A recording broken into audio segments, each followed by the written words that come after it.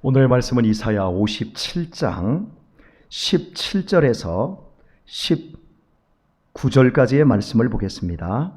그의 탐심의 죄악을 인하여 내가 노하여 그를 쳤으며 또 내 얼굴을 가리우고 노하였으나 그가 오히려 패역하여 자기 마음의 길로 행하도다. 내가 그 길을 보았은즉 그를 고쳐줄 것이라. 그를 인도하며 그와 그의 슬퍼하는 자에게 위로를 다시 얻게 하리라. 입술에 열매를 짓는 나 여호와가 말하노라. 먼 데 있는 자에게든지 가까운 데 있는 자에게든지 평강이 있을지어다. 평강이 있을지어다.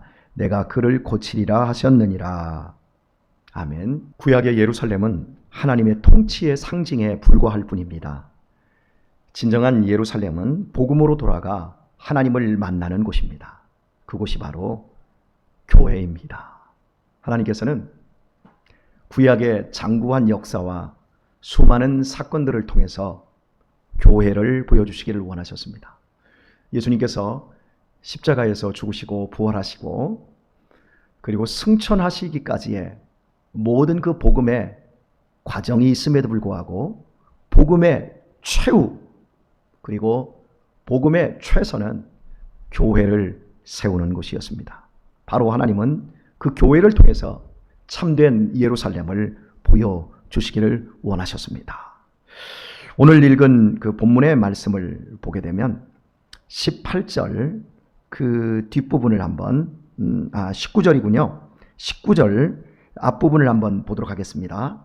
입술의 열매를 짓는 나 여호와가 말하노라. 입술의 열매를 짓는 분이라고 합니다. 신앙 고백을 의미합니다. 우리의 입술의 고백 속에서 하나님께서 우리의 죄악에도 불구하고 우리를 사랑하심으로 말미암아 우리가 그리스도 예수로 구원을 받게 되었습니다. 이 복음을 주셔서 감사드립니다.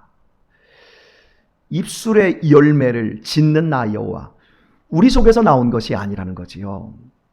복음을 향한 신앙 고백은 혈통으로나 육정으로나 사람의 뜻으로 나지 않습니다. 오직 하나님께서 우리에게 주실 때 가능한 겁니다. 예수 그리스도를 깨닫게 하시고 그 복음의 신비를 우리로 하여금 받아들이게 하시고 이끌어 주셔야만이 입술의 열매를 신앙 고백 안에서 지게 되어진다라고 할 수 있습니다. 에베소서 2장을 보게 되어지면 오늘 그 본문에 나와 있는 말씀과 아주 일맥상통한 말씀을 해주고 있는 것을 보게 되어집니다. 19절을 보게 되면 입술의 열매를 짓는 나 여호와가 말하노라. 먼 데 있는 자에게든지 가까운 데 있는 자에게든지 평강이 있을지어다. 이렇게 말씀하고 있습니다. 하나님께서는 그리스도의 십자가로 유대인과 이방인들 사이에 막힌담을 하셨다고 에베소서는 말하고 있습니다. 그리고 가까이 있는 자들에게 평안을 전하시고 먼 데 있는 자들에게 찾아가셔서 평안을 전하게 하셨다고 말씀하고 있습니다. 자, 그러니까 오늘 이 말씀은 예수님 안에서 이루어졌다는 겁니다. 우리가 예수님을 우리의 구주라고 부르지 않습니까? 그리고 어떻게 지존무상하신 하나님을 아버지라고 부를 수 있게 되었습니까? 그것은 바로 입술의 열매를 짓고 계시는 하나님께서 해 주셨기 때문입니다. 그리고 이제 19절 후반부를 보면 평강이 있을지어다. 평강이 있을지어다. 왜요? 우리의 입술의 열매를 짓는 하나님께서 가까이 있는 자들이나 먼 데 있는 자들에게 바로 그 평강을 주셨기 때문입니다. 여러분, 평강이 있을지어다 라고 하는 이 말의 의미는 전쟁을 하던 쌍방 간에 이제 전쟁을 마치고 종전을 선언한 후에 쌍방 간에 만났을 때 처음으로 하는 말이 평강이 있을지어다, 이 말이라고 합니다. 전쟁이 끝났다라는 거예요. 더 이상 너희와 내가 원수가 아니다. 우리는 이제 더 이상 원수 관계가 아니다. 우리는 이제부터 지긋지긋한 전쟁을 끝나고 그 무시무시한 살육을 끝나고 이제부터 평화가 왔다. 이런 뜻으로 말씀하고 있는 평강이 있을지어다. 여기를 2번 써놨네요. 네, 예수님께서 십자가에서 죽으셨다가 부활하시지 않습니까? 그리고 요한복음 20장을 보게 되면 제자들에게 오셔서 첫 번째로 하신 말씀이 너희에게 평강이 있을지어다. 바로 이 말씀을 하셨어요. 이 말씀의 의미가 무엇입니까?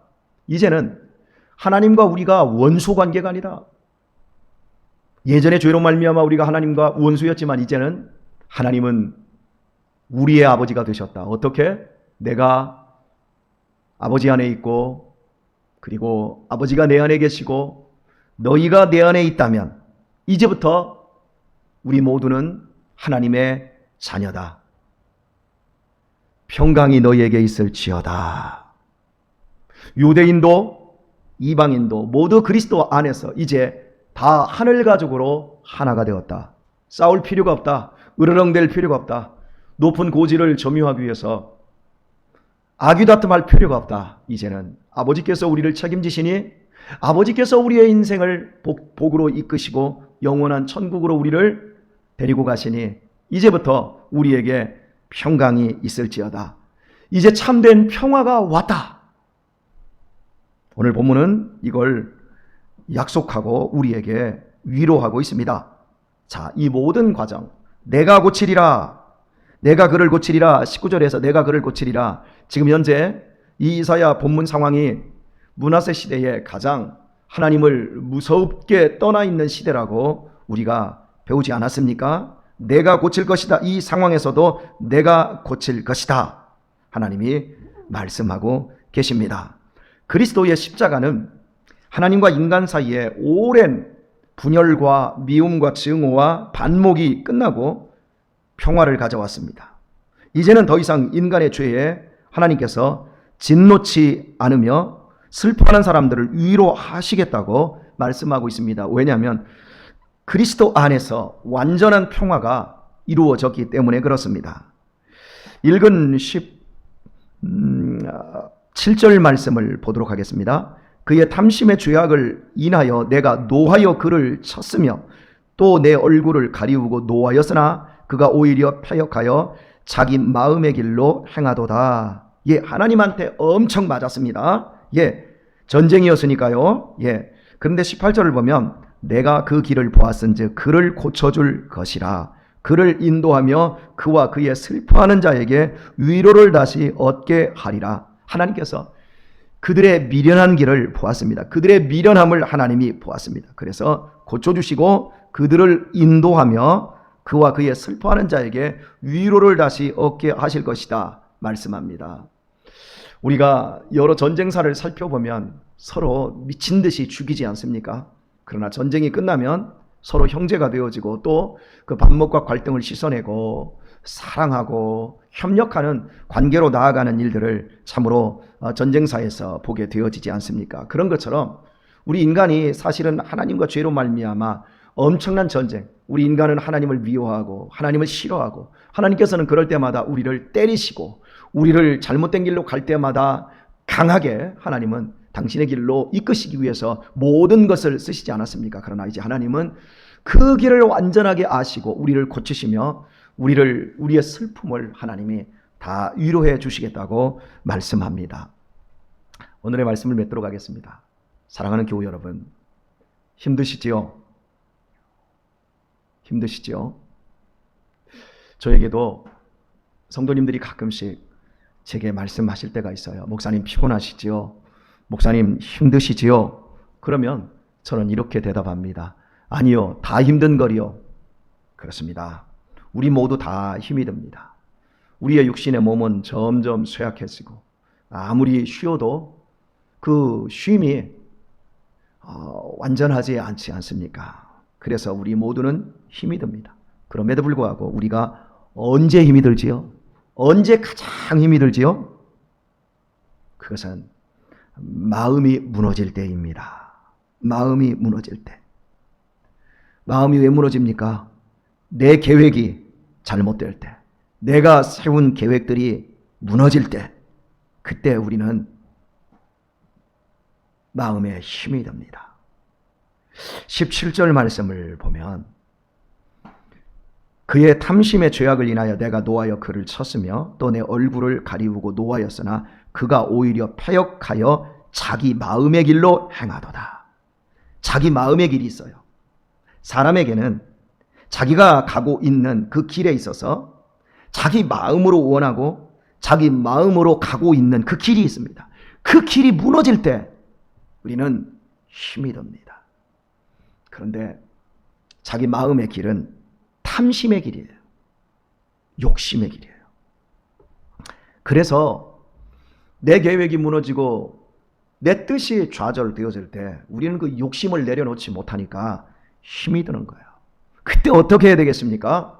우리에게 완전한 평화를 선포하신 하나님의 계획에 하나님께 나를 맡겨야 되는 거예요.